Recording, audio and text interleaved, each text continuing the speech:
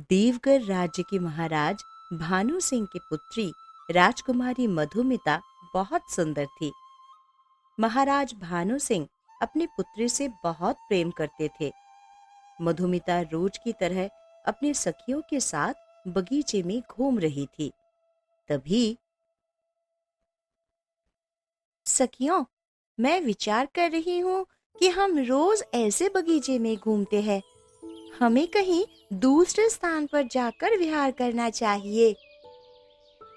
मैंने सुना है कि हमारी राज्य की उत्तर दिशा में एक बहुत सुंदर वन है। उस वन में कई प्रकार के रसीले फलों की पेड़ है, कई सुंदर फूलों की पौधे हैं, सुंदर पंछी और तितलियां वहां रहती है। अच्छा, फिर तो हमें वहां अवश्य जाना चाहिए। परंतु क्या महाराज तुम्हें उस वन में जाने की अनुमति देंगे? तुम सबके लिए वो महाराज है, परंतु मेरे तो पिताश्री है और मेरे पिताश्री मुझसे बहुत अधिक प्रेम करते हैं। वो मुझे अवश्य अनुमति देंगे। राजकुमारी मधुमिता राजभवन में आती है और महाराज भानु सिंह से बात करती है। पिताश्री, कितने दिन हो गए हैं, मैं राजभवन से कहीं बाहर नहीं गई हूँ। चलिए ना, हम कहीं प्रवास पर चलते हैं। अच्छा, तो हमारी पुत्री प्रवास पर जाना चाहती है। परंतु पुत्री, मुझसे भेंट करने के लिए हमारा पूरा मंत्रिमंडल आने वाला है। कई महत्व विषयों के बारे में हमें मंत्रणा करनी है। मुझे तो समय नहीं मिलेगा तुम्हारे साथ आने के लिए। तो पिताश्री, यदि आपको उचित लगे तो मैं अपने सखियों के साथ चली जाती हूँ। सुना है वो वन बहुत सुंदर है, मुझे उस वन को देखना है पिताश्री। परंतु तुम्हें मैं ऐसे कैसे भेज दूं? तुम्हारी सुरक्षा का क्या? तो आप कुछ सैनिकों को मेरे सुरक्षा के लिए भेज दीजिए। मेरा मन तो नहीं मान रहा है पुत्री, परंतु यदि तुम्हारी इच्छा है तो तुम चली जाओ। मैं तुम्हारे साथ कुछ सैनिक और दासियों को भेजता हूँ और तुम्हारे जाने की व्यवस्था करता हूँ। महाराज अपने मंत्री से कहकर राजकुमारी और उसके सखियों की वन में जाने की व्यवस्था करते हैं और उनके साथ सैनिक और दासियों को भेज देते हैं। राजकुमारी मधुमिता अपने सखियों के साथ उस सुंदर वन में पहुंच जाती है। अरे वाह, कितना अद्भुत वन है ये। इसकी सुंदरता तो मैं शब्दों में व्यक्त नहीं कर सकती। वो देखो, कितने सुंदर पंछी बैठे हैं उस वृक्ष पर और उनकी वाणी भी कितनी मधुर है। मैंने तुमसे कहा था ना कि ये वन सच में कितना सुंदर है। वो देखो, उन फूलों पर कितनी सुंदर सुंदर तितलियां मंडरा रही है। हाँ, चलो उनके पास जाकर देखते हैं। मुझे विविध प्रकार के तितलियां देखना बहुत अच्छा लगता है। राजकुमारी मधुमिता और उनकी सखियां उन तितलियों के पास जाकर उन्हें निहारने लगती है। तभी उन्हें मोर की म्याऊ म्याऊ जैसी आवाज आने लगती है। मधुमिता, सुना तुमने? कहीं से मोर की आवाज आ रही है। हाँ, मैं भी आवाज सुन रही हूँ। मुझे उस मोर को देखना है। चलो, हम सब उस मोर को ढूंढते हैं। सभी उस मोर की आवाज की दिशा में चले जाते हैं। थोड़ी ही दूरी पर उन्हें एक सुंदर मोर अपने पंखों को फैलाकर नाचता हुआ दिखता है। आहा, कितना सुंदर दृश्य है। ये मोर तो कितना सुंदर है। सच में आज तो मेरी आंखें इस मोर को देखकर तृप्त हो गई। राजकुमारी मधुमिता उस मोर के पास जाने लगती है। मोर को उसकी आहट हो जाती है और मोर झाड़ियों में भाग जाता है। तभी मधुमिता को मिट्टी का एक ढेर दिखाई देता है जिसके अंदर से रोशनी आ रही थी। ये क्या? इस मिट्टी की ढेर से रोशनी कैसे आ रही है? ऐसा लग रहा है कि इसके अंदर हजारों जुगनू बैठे हुए हैं। हाँ, देखो तो कितनी रोशनी आ रही है। वो सारे जुगनू अगर बाहर आकर घूमने लगे तो कितने सुंदर लगेंगे। मैं पास जाकर देखती हूँ। ऐसा कहकर राजकुमारी मधुमिता वहीं पर एक पत्थर उठाती है और मिट्टी के उस ढेर पर फेंकती है। जैसे ही वो पत्थर उस मिट्टी पर गिरता है, वो रोशनी गायब हो जाती है और उस मिट्टी के अंदर से एक साधु प्रकट होते हैं। साधु गुस्से में कहते हैं, कौन है वो दुष्ट जिसने मेरी वर्षों की तपस्या को भंग किया है? साधु का वो क्रोध भरा रूप देखकर मधुमिता बहुत डर जाती है और मुनिवर, मुझे क्षमा कीजिए, मुझसे बहुत बड़ी भूल हो गई। कौन हो तुम कन्या? मैं देवगढ़ राज्य की राजकुमारी मधुमिता हूँ। राजकुमारी हो इसलिए इतनी उद्दंड हो? बहुत घमंड है तुम्हें अपने राजकुमारी होने पर। नहीं मुनिवर, मैंने जानबूझकर आपकी तपस्या भंग नहीं की है। वो तो इस मिट्टी से जो रोशनी आ रही थी, वो देखकर मैंने विचार किया कि यहाँ हजारों जुगनू एक साथ होंगे। उन्हें देखने की आशा से मैंने पत्थर फेंककर मारा था। मेरी तपस्या भंग करके तुमने ठीक नहीं किया राजकुमारी। मैं एक अंधा साधु हूँ, वर्षों से यहाँ तपस्या कर रहा हूँ। मैं कुछ देख नहीं सकता, इसलिए तपस्या में लीन होकर ईश्वर के समीप जाने का प्रयत्न कर रहा था, और तुमने एक क्षण में मेरे तपस्या को तोड़कर मुझे फिर से एक सामान्य अंधा साधु बना दिया है। मैं तुम्हें कभी क्षमा नहीं करूंगा। साधु का क्रोध देखकर मधुमिता की सखी रसिका भी डर जाती है और दासी से कहकर महाराज के पास संदेशा भेजती है कि उन्हें शीघ्रता से वन में आना होगा। कुछ ही समय में महाराज भानु सिंह वन में पहुंच जाते हैं और साधु के सामने खड़े हो जाते हैं। प्रणाम ऋषिवर, मैं आपको देख नहीं सकता। कौन है आप? कृपया अपना परिचय दीजिए। मैं देवगढ़ राज्य का राजा भानु सिंह हूँ। आपकी तपस्या जिसके कारण भंग हुई है, वो मेरी ही पुत्री है। महाराज, आपने अपनी पुत्री को उचित अनुचित का ज्ञान नहीं दिया है। कितनी उदंड है राजकुमारी। नहीं मुनिवर, मेरी पुत्री के अपराध के लिए मैं आपसे क्षमा चाहता हूँ। उससे जो भी हुआ वो भूलवश हुआ, उसे कृपया क्षमा कर दीजिए। हाँ मुनिवर, मैं तो यहाँ जुगनू है ये सोच रही थी। मूर्ख कन्या, तुम्हें जो रोशनी दिखाई दी वो मेरे तपस्या से उत्पन्न हुई तेज की थी। जुगनू से चमकने वाली रोशनी और इस रोशनी में तुम्हें कोई फर्क समझ नहीं आया। मुनिवर, कृपया अपना क्रोध शांत कीजिए और इसे क्षमा कर दीजिए।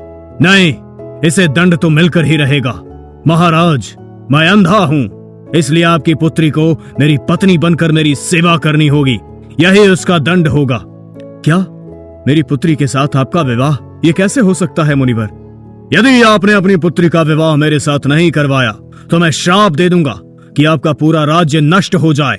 आपके राज्य पर कई प्रकार के संकट एक साथ आए, महामारी फैल जाए और सबकी मृत्यु हो जाए।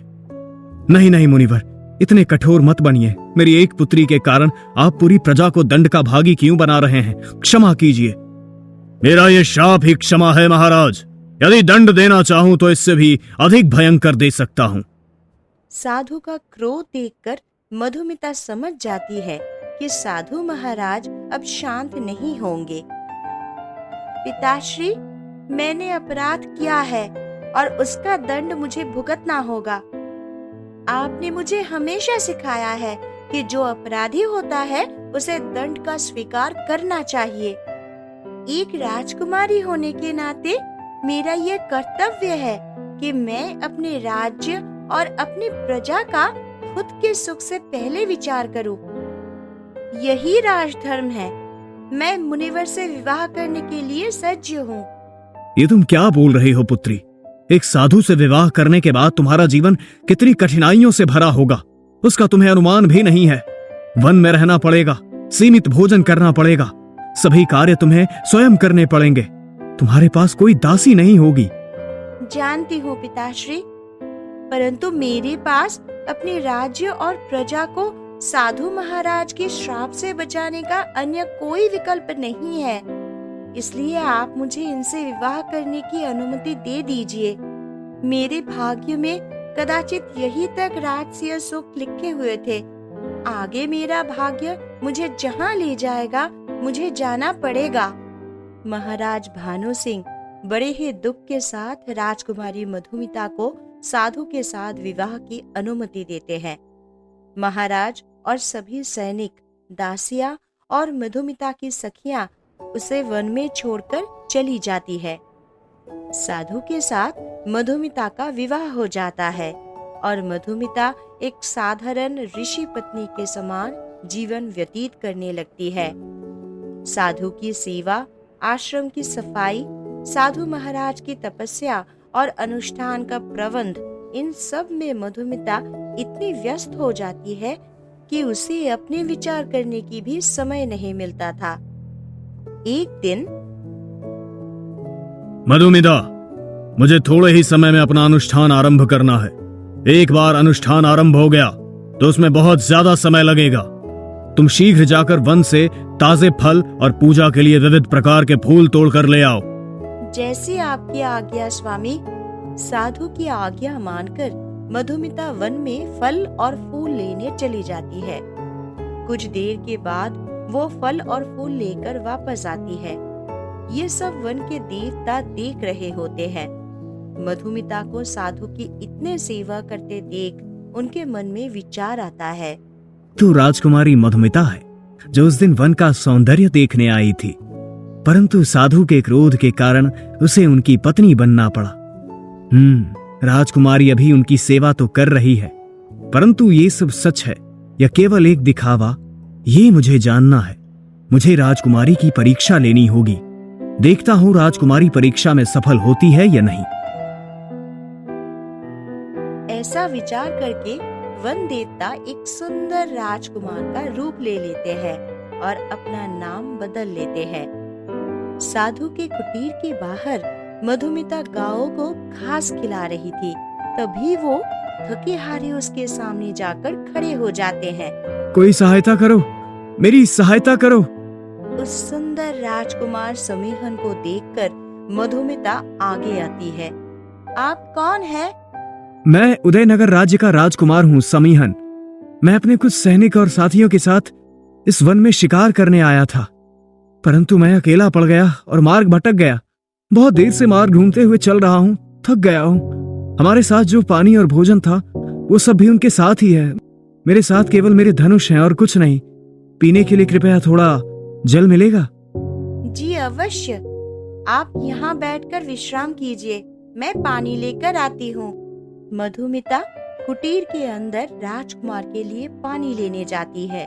तब कौन आया है बाहर? किसी राज्य के राजकुमार है, मार्ग भटक गए हैं। उन्हें बहुत प्यास लगी है, इसीलिए पानी मांग रहे हैं। वो हमारे अतिथि हैं। उन्हें पानी के साथ फल और भोजन के बारे में भी पूछो और उन्हें कहो कि अभी शाम हो जाएगी और अंधेरा छा जाएगा। ऐसे में आगे प्रवास करना उचित नहीं है। जी स्वामी। मधुमिता बाहर आकर राजकुमार समीहन को पानी देती है। राजकुमार पानी पी लेते हैं और पानी पीकर तृप्ति मिल गई। कुटीर के अंदर मेरे पति अनुष्ठान कर रहे हैं। उन्होंने आपसे अनुरोध किया है कि आज आप हमारा आतिथ्य स्वीकार करें, यही भोजन करें। कुछ देर में शाम हो जाएगी और आपको आगे का मार्ग ढूंढना और मुश्किल हो जाएगा। इसीलिए आज रात आप यही विश्राम कीजिए। यदि आपको आपत्ति ना हो तो एक प्रश्न पूछने की अनुमति है? जी अवश्य, पूछिए। आप ऋषि पत्नी हैं, परंतु आपको देखकर प्रतीत हो रहा है कि आप कोई राजकुमारी हैं। और यदि सत्य में आप एक राजकुमारी हैं, तो फिर आप इस छोटे से कुटीर में क्या कर रही हैं? आप लोगों को तो राजमहल में होना चाहिए। आपने सत्य कहा। मैं एक राजकुमारी ही हूँ, परंतु मेरा भाग्य से मैं अब ऋषि पत्नी बन गई हूँ और इस वन में रहती हूँ। मेरी ही उदंडता का मुझे दंड मिला है। आप जैसी राजकुमारी को ऐसे सफाई करना, घर के काम करना शोभा नहीं देता। आप तो राजभवन के सुख भोगने के लिए जन्मी हैं। मैं आपकी सुंदरता देखकर आप पर मोहित हो गया हूँ। राजकुमार, एक ऋषि पत्नी से इस तरह की बात करना आपको शोभा नहीं देता। क्रोधित मत होइए राजकुमारी, मैं तो सत्य कह रहा हूँ। यहाँ इस वन में इतना दुखदायी जीवन व्यतीत करने का क्या अर्थ है? आप मेरे साथ चलिए, मैं आपको मेरी महारानी बनाकर रखूंगा। नहीं राजकुमार, मैं अपने स्वामी के साथ इस वन में ही सुख पूर्वक जीवन व्यतीत कर रही हूँ। मैं उन्हें छोड़कर जाने का विचार भी नहीं कर सकती। उनकी सेवा करने में ही मेरा सौभाग्य है। मेरे पति अंध है और उन्हें मेरी आवश्यकता है। उनकी सेवा करते हुए ही मुझे अपना पूरा जीवन व्यतीत करना है। ये तो आप ऐसे ही कह रही हैं राजकुमारी। मैं जानता हूं कि आप इतनी सरलता से अपने राजसी सुखों को नहीं त्याग सकती। आपको अपने राजभवन की याद तो आती ही होगी। आपको अपने निर्णय पर पछतावा होता होगा। नहीं राजकुमार, मुझे अपने निर्णय पर आज तक कभी भी पछतावा नहीं हुआ है। मैंने मेरा निर्णय अपने राजधर्म को निभाने के लिए लिया था। हाँ, मुझे अपने पिताश्री और राजभवन की याद अवश्य आती है, परंतु वो सुख की लालसा से नहीं, प्रेम की भावना से। राजकुमार, मैंने आपको हमारा अतिथि समझकर यहाँ रुकने का निवेदन किया है, वो भी मेरे स्वामी के कहने पर, परंतु आप ऐसे शब्द बोलकर मेरे पति का अपमान कर रहे हैं, जो मैं कदापि सहन नहीं करूंगी। मधुमिता के ये शब्द सुनकर वन देवता प्रसन्न हो जाते हैं और अपने असली रूप में आते हैं। वन देवता प्रणाम। आप अवश्य मेरी परीक्षा ले रहे थे। हाँ, मैंने आपको साधु महाराज की सेवा करते हुए देखा है। आपने अपने सारे राजसी सुख त्याग दिए हैं और सुख से वन में जीवन बिता रही हैं। यही देखकर मैंने आपकी परीक्षा लेने का विचार किया और आप इस परीक्षा में सफल हो गई हैं राजकुमारी। मैं आपसे बहुत प्रसन्न हूँ। आपकी कृपा वन देवता। तभी साधु धीरे धीरे बाहर आते हैं। मधुमिता उन्हें सहारा देती है। वन देवता, मैं आपको देख नहीं सकता, परंतु मैं जानता हूँ कि आप यही हैं। मेरा प्रणाम स्वीकार करें। मैंने आपकी सारी बातें सुन ली है। मुझे ये जानकर प्रसन्नता हो रही है कि राजकुमारी ने मेरी पत्नी होने का धर्म केवल कर्तव्य भाव से नहीं, अपितु हृदय से निभाया है। मुनिवर, आपका कथन उचित है, परंतु मेरा आपसे अनुरोध है कि आपको अपने क्रोध पर नियंत्रण रखना चाहिए। आप सत्य कह रहे हैं वन देवता। मुझे अपने उस दिन के किए पर बहुत पछतावा हो रहा है। उस दिन भी मुझे राजकुमारी की बात को मानकर उन्हें क्षमा कर देना चाहिए था। मेरे कारण राजकुमारी का जीवन दुख से भर गया है। ऐसी कोई बात नहीं है स्वामी। नहीं मधुमिता, कोई भी कन्या नहीं चाहती कि उसका पति अंधा हो, वृद्ध हो। समय आने पर जो उसकी सहायता और रक्षण नहीं कर सकता, ऐसा पति किस काम का। मैंने तुम्हारे भाग्य में दुख लिख दिया है। मैं तुम्हें अपने सभी बंधनों से मुक्त करता हूँ। तुम चाहो तो मुझे छोड़कर अपने पिता के पास लौट सकती हो। मुझे अपने पिता से मिलने में कोई आपत्ति नहीं है। मुझे तो बहुत खुशी होगी, परंतु मैं आपको छोड़कर नहीं जाऊंगी। मैं तुम दोनों से ही प्रसन्न हूँ। मैं तुम्हें आशीर्वाद देता हूँ कि मुनिवर आपकी तपस्या और अनुष्ठान के फल स्वरूप आपका वृद्ध शरीर युवान बन जाएगा। आपकी आंखों की रोशनी वापस आ जाएगी और आप सब कुछ देखने लगेंगे। वन देवता साधु को आशीर्वाद देते हैं और साधु का रूप बदल जाता है। साधु एक सुंदर पुरुष में बदल जाते हैं और सब देखने लगते हैं।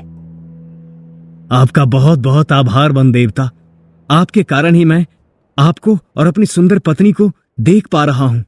राजकुमारी मधुमिता, मुनिवर मेरे आशीर्वाद से आपको कभी किसी वस्तु की कोई कमी नहीं होने देंगे। आपका जीवन सुखों से भर जाएगा। राजकुमारी, अब आप अपने पति के साथ अपने पिता के पास जाइए। आप दोनों को देखकर उन्हें बहुत प्रसन्नता होगी। अवश्य वन देवता, आपका बहुत आभार। वन देवता लुप्त हो जाते हैं। साधु के दंड के कारण राजकुमारी का भाग्य बदल गया था। आज वन देवता के आशीर्वाद के कारण राजकुमारी के भाग्य ने नया मोड़ लिया था।